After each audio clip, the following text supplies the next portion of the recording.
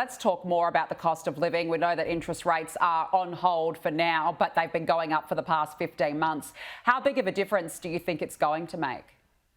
Look, I have said this over and over, I sound like a broken record. We have not seen the 12 increases, the ramifications of that in our community. I'm glad that there's a pause at the moment because it gives us a breather to take the impact of all of those increases that we're yet to see. We still yet to see how that's going to, it's going to obviously cause a lot of hardship, especially for my community in Fowler, where there's a large proportion of people who've got mortgages, and people are going to feel the pain of that, the pains of those 12 increases that we're yet to feel. And given there's been a lot of criticism, I guess, over cost of living measures that have been announced by the federal government, but given the RBA was able to pause interest rates this time, inflation to an extent has come down, is it fair to say that those initiatives are making some difference? No, I disagree. I think that we're still waiting to see how that is going to impact the 12 increases in interest rates, how that's going to impact our community and our families in Australia. Look, we're grateful that there's a pause. We're very grateful for that because I think people are just kind of really suffering at the moment with all of those cost increases in food, in rent.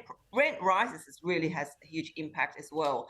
The lack of housing is having a huge impact. As we've just discussed, the cost of childcare, the cost of everything has gone up. So I'm glad that the RBA has given us a breather now.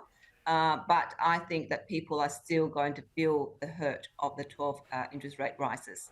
Let's talk a bit about your local area now. An expert panel set up by the Albanese government to help improve infrastructure in Western Sydney has so far not achieved any change. Now, Di, this was a federal election promise, so it's been now over a year. Has enough been done to improve this area in your view? In my view, my area of Fowler has been neglected. And I think this another panel, another expert panel is not going to make a difference because we know that there has been no investment in infrastructure in our area for many years. To talk about the East-West Rail, for instance, that got cancelled. Now the government reckons that there was no money behind that project, and they've got the infrastructure project. Well, you don't need an expert panel to tell us that we've got no infrastructures here.